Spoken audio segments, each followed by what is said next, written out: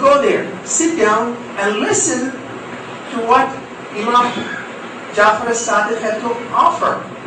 They had, I'm trying to share with you very briefly the historical evolution of it. Imam Abu Hanifa at one point said, were it not for the 2 years that I spent in the company of Imam Jafar al-Sadiq, I would be left in the desert. They learned from each other.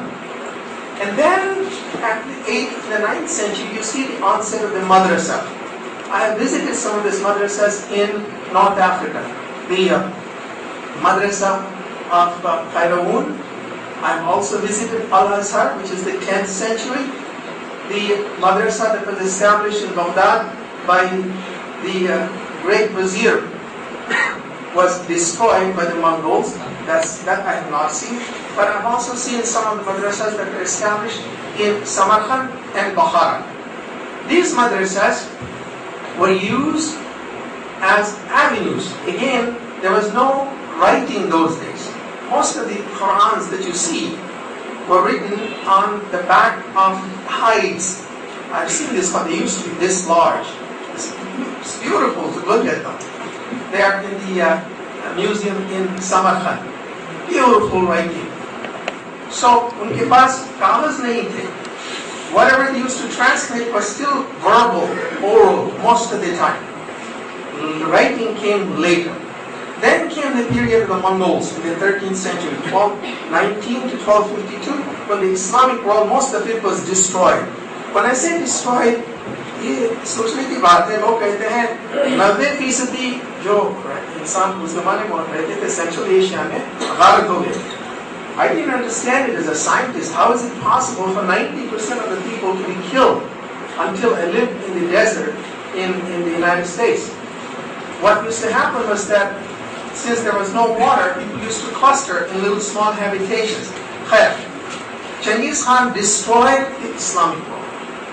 Libraries, dams, ulama, they were all destroyed. Then came the challenge not only to preserve Islam, but to continue the light, to pass on the light that had been passed on by our Prophet Muhammad sallallahu alaihi wasallam. That was the period of Awliya Allah. And then you see the evolution of the centers that sprang up in Central Asia, North Africa, and in India. That's when Islam came to India. And in these units, in these institutions, they taught at that time what we call akhlaqiyat. I want to spend a time on akhlaqiyat. You know, Mohsin Sahab was very aptly describing the situation with respect to the teachers. I saw the same thing in Uttar Pradesh about 2 or 3 months ago when I was there. Same situation. The teachers don't show up. Only last week I was talking to Dr. Jafar, who's the Deputy Commissioner in Bidar, and Dr. Jafar Sahab said he went to a school and tested some of the teachers. And he said, I gave them a simple test in mathematics. मैंने उनको mathematics का हिसाब का एक छोटा सा एक test था, मैंने उनको दिया. उन्होंने मुझसे पूछा कि बताइए कितने नंबर मिले उनको. Would you believe it was 0? How can we talk of education unless the teachers themselves are trained? This is a problem that we have to face. We must train the teachers to be good in what it is that they're supposed to do. We must hold them accountable and responsible for what it is that they're supposed to do. In any case, the zawiyas that were established by the awliya Allah in the 12th, 13th, 14th centuries, they held the Islamic civilization together, and they emphasized akhlaqiyat, ethics. Corruption so rampant in South Asia. You go to America, they will tell you that South Asia is the capital of corruption. From Afghanistan, Pakistan, Bangladesh, India, they know it. We think that's a great akhlaqiyat. With corruption, how can you make any progress? Impossible. They used to emphasize akhlaq. Now this continued up until the time of the Mughaliya Sultanate. Mughaliya Sultanate में जो उनका curriculum था, उनमें जो आप देखिएगा, there was a book that was written by Maulana Nadwi in 1912.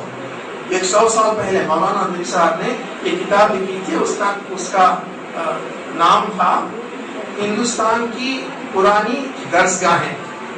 वो किताब अब जो मिलेगी नहीं आप, मेरे पास उसकी एक कॉपी है। And in it he described the curriculum development in the subcontinent. And the Mughaliya period, they used to teach not just Quran and Hadith, which we have to teach, but they also used to teach mathematics. They used to teach siyasat-e-madani, politics of the cities, politics parate the. And then they also teach them the art of holding a sword and defending themselves. That was the comprehensive syllabus that they had.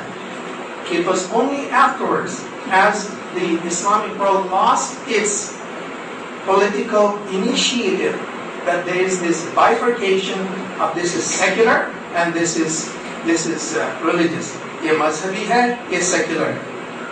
Islam है, मजहब secular कुछ नहीं है Islam बस.